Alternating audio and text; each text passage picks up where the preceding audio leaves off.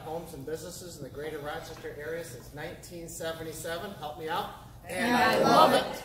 Well, why would a carpet cleaner be standing here holding an air filter?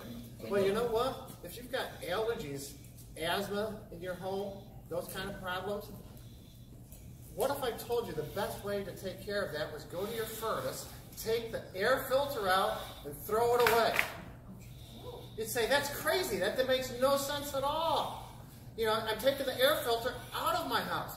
Well, you know what? If you take the carpet out of your house, you're doing the same thing. Your carpet's the biggest air filter in your home.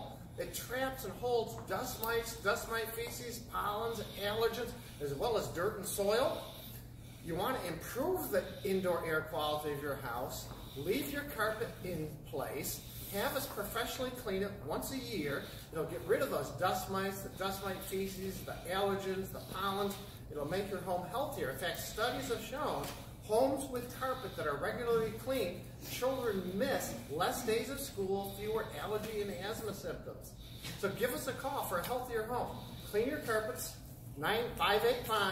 585-924-8440. Give us a call. Thank you.